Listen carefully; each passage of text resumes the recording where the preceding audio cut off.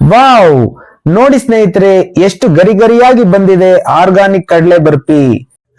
ನಮ್ಮ ಸಂಸ್ಕಾರವಾಣಿ ಕನ್ನಡ ಯೂಟ್ಯೂಬ್ ಚಾನೆಲ್ಗೆ ಎಲ್ಲರಿಗೂ ಪ್ರೀತಿಯ ಸ್ವಾಗತ. ನಮಸ್ಕಾರ ಸ್ನೇಹಿತರೆ.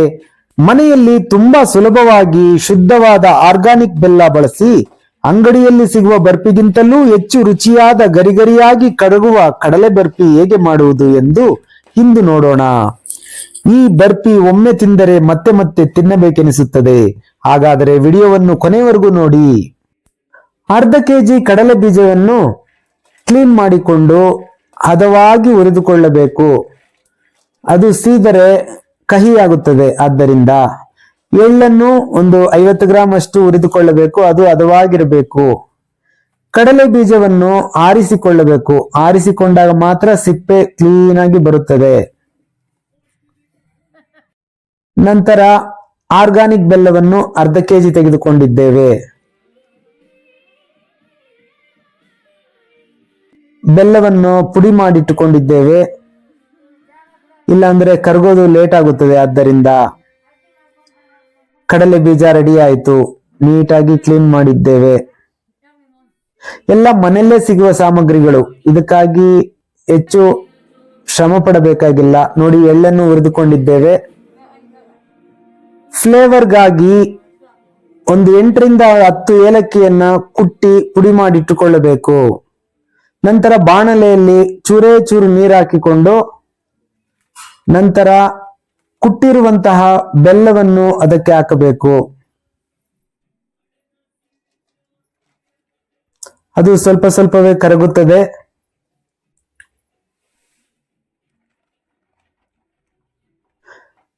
ಕಡ್ಡಿಯಲ್ಲಿ ಕಲಸುತ್ತಾ ಇರಬೇಕು. ಅಂದ್ರೆ ನಾವು ಕಜ್ಜಾಯ ಪಾಕ ತೆಗೆದ ಹಾಗೆ. ಕಲಸುತ್ತಿರುವಾಗಲೇ ಬೆಲ್ಲ ಘಮ ಘಮ ಘಮ ಅಂತ ವಾಸನೆ ಬರುತ್ತಿದೆ. ನೋಡಿ, ನೀರು ಕಡಿಮೆ ಆಗುತ್ತಾ ಬರುತ್ತದೆ. ಕಲಸುತ್ತಾ ಕಲಸುತ್ತಾ ಪೇಸ್ಟ್ ನ ಹಾಗೆ ಆಗುತ್ತಿದೆ. ಈಗ ಪಾಕ ಪರೀಕ್ಷೆ ಮಾಡುವುದು ಹೇಗೆ? ಪಾಕ ಅದಕ್ಕೆ ಬಂದಿದೆಯಾ ಇಲ್ಲವಾ ಎಂದು ಒಂದು ಲೋಟದಲ್ಲಿ ನೀರನ್ನು ಇಟ್ಟುಕೊಳ್ಳಬೇಕು. ಪಾಕವನ್ನು ತೆಗೆದು ನೀರಿನಲ್ಲಿ ಡ್ರಾಪ್ ಡ್ರಾಪ್ ಹಾಕಬೇಕು. ಆಗ ಅದು ಕರಗಿ ಬಿಟ್ಟರೆ ಇನ್ನು ಪಾಕ ಬಂದಿಲ್ಲ ಅಂತ ಅರ್ಥ. ಆದರೆ ಹಾಕಿದ ಪಾಕ ಹಾಗೆಯೇ ಇದ್ದರೆ ಅದು ಅದಕ್ಕೆ ಬಂದಿದೆ ಎಂದು ಅರ್ಥ. ನೋಡಿ, ಅಮ್ಮ ಕಲಿಸುತ್ತಿದ್ದಾರೆ.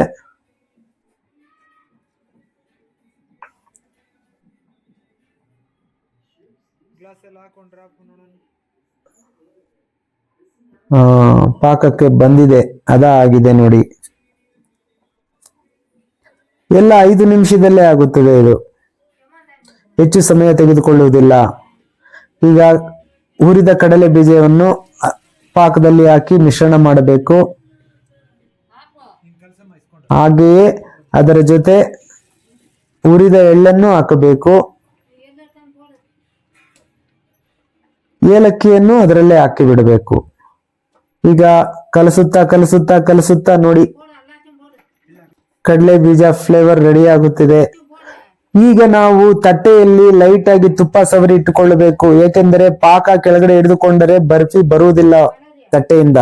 ಆದ್ದರಿಂದ ತುಪ್ಪ ಸವರಿ ಇರಬೇಕು. ನೋಡಿ, ಈಗ ತುಪ್ಪ ಸವರಿದ ತಟ್ಟೆಯಲ್ಲಿ ಹಾಕಿ ತಟ್ಟುತ್ತಿದ್ದೇವೆ ಬರ್ಫಿಗಾಗಿ. ನೋಡಿ, ಇದರಲ್ಲಿ ಕೃತಕ ಬಣ್ಣಗಳಿಲ್ಲ. ಕಡಲೆ ಬೀಜದಿಂದ ಉತ್ತಮ ಪ್ರೋಟೀನ್, ಎಳ್ಳಿನಿಂದ ಕ್ಯಾಲ್ಸಿಯಂ ಮತ್ತು ಆರೋಗ್ಯಕರ ಕೊಬ್ಬು, ಬೆಲ್ಲದಿಂದ ಕಬ್ಬಿನಾಂಶ ಹಾಗೂ ಶಕ್ತಿ ದೊರೆಯುತ್ತದೆ. ಮಕ್ಕಳಿಂದ ಹಿಡಿದು ದೊಡ್ಡವರವರೆಗೂ ಎಲ್ಲರೂ ಇಷ್ಟಪಡುವ ಆರೋಗ್ಯಕರ ಸಿಹಿ ತಿನಿಸು ಇದು ಕಡಲೆ ಬೀಜದ ಬರ್ಫಿ. ತುಂಬಾ ಚೆನ್ನಾಗಿರುತ್ತದೆ. ನೋಡಿ, ಅರ್ಧ ಕೆಜಿಗೆ 2 ತಟ್ಟೆ ಆಗಿದೆ. ಈಗಲೇ ನಾವು ಅದನ್ನ ಕುಯ್ದುಕೊಳ್ಳಬೇಕು. ಚಾಕುವಿನಿಂದ ಗೆರೆ ಹಾಕಿಕೊಂಡರೆ ನಂತರ ಒಣಗಿದ ನಂತರ ಬರ್ಫಿ ಹಾಗೆ ಮುರಿಯಬಹುದು.